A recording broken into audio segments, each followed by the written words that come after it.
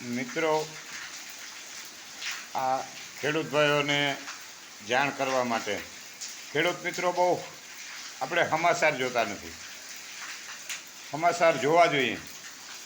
જે તે સરકારની યોજનાઓ હોય, જાહેરાતો હોય, ખેડૂતના લાભ માટેની જાહેરાતો હોય, સરકાર અને આપણા જે મંત્રીઓ છે એ રજૂઆત કરતા હોય, જાહેરાતો કરતા હોય કે ખેડૂતને આ લાભ મળવો જોઈએ.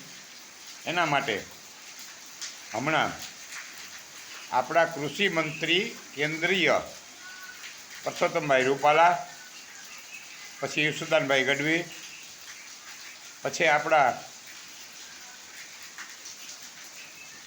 વીટીવીના માધ્યમથી એની જાહેરાત મૂકેલ છે કે ભાઈ ખેડૂતની માંડવી છે, જેટલું ઉત્પાદન હોય ખેડૂતનું એટલું ઉત્પાદન ટેકાના ભાવે ખરીદવું જોઈએ અને હકીકતે ખરીદવું જોઈએ. બરાબર છે.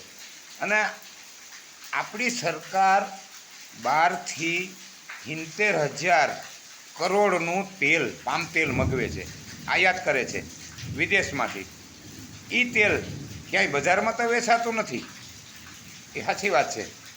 જે આપણે ઈસુદાનભાઈ ગઢવી કહે છે કે એ તેલ ક્યાંય બજારમાં તો જોવા નથી મળતું, તો એ ભેળસેળમાં વયું જાય છે. ભેળસેળ કેમાં કરે છે? આપણા અહીં પિલાણ થાય એમાં. આ તેલ ક્યાંય બજારમાં વેચાતું નથી. વેચાતું હે, થોડું ઘણું વેચાતું હે કદાચ, પણ એ ભેળસેળમાં વયું જાય. અને જે સરકાર ટેકાના ભાવે માંડવી ખરીદે એમાં સરકારને ખોટ ભોગવવી પડે છે. 1200ની 1300ની કે માંડવી ખરીદી અને પાછી મિલવાળાઓને 800માં 700માં વેચવી પડે. શું કામ વેચવી પડે ભાઈ? એમ એને પરસોત્તમભાઈ રૂપાલાએ જે પ્રસ્તાવ મૂક્યો છે કેન્દ્ર સરકારમાં કે ભાઈ આ માંડવી છે ને આપણે દાણે દાણો પીલી નાખવી જોઈએ. પીલીને એ તેલ બજારમાં મૂકો, જેથી કરીને આપણે વિદેશમાંથી આયાત ન કરવું પડે. આયાત ન કરવું પડે, પછી એની સામે ઊંડિયામણ બચે. ઊંડિયામણ બચે એટલે આપણે ડોલર ચૂકવવા પડે ને ભાઈ વિદેશમાં, કે આપણા રૂપિયા તો ના હાલે, આપણી કરન્સી ના હાલે.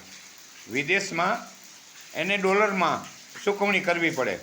તો 70,000 કરોડનું જે તેલ આપણે મગાવીએ એ ઊંડિયામણ આપણને ન ચૂકવવું પડે અને આપણું જે ઉત્પાદન છે ખેડૂતનું એ પિલાણ કરી અને બજારમાં સરકાર વેચે. તો જે આપણી ખાધ છે એ પૂરી થઈ જાય તેલની, અને ઊંડિયામણ સામેથી બચે. આ જે પરસોત્તમભાઈ રૂપાલાએ જે પ્રસ્તાવ મૂક્યો છે એ બહુ સચોટ અને બહુ સરસ છે. અને આવું કામ ખેડૂત માટે કરવું જોઈએ. ઈસુદાનભાઈ ગઢવી કરે છે, પરસોત્તમભાઈ રૂપાલાએ કર્યું છે. બહુ સરસ. ધન્યવાદ, લાખ લાખ વંદન એને. અને આવું કામ કરવું જ જોઈએ ભાઈ, તો જ આપણા ખેડૂત બચી શકે. નકર આપણા ખેડૂત બચે નહીં.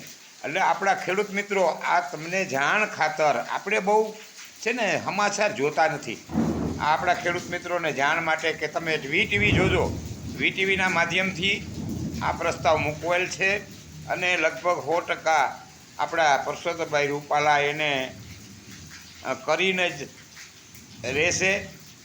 અને માંડવી જેટલી હોય એટલી ખરીદી લેવી સરકારે, આવો એને પ્રસ્તાવ મૂકેલ છે.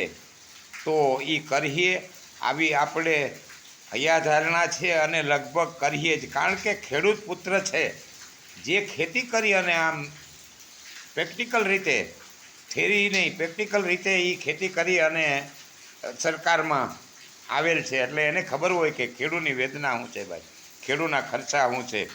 એ સમજી અને ખેડૂતના લાભ માટે આવી જહેમત ઉઠાવી છે ભાઈ. ધન્યવાદ ઈસુદાનભાઈ ગઢવીને, ધન્યવાદ રૂપાલા સાહેબને, ધન્યવાદ. આપણા કિસાનો માટે આવા કામ કરો તો તમને લાખ લાખ ધન્યવાદ.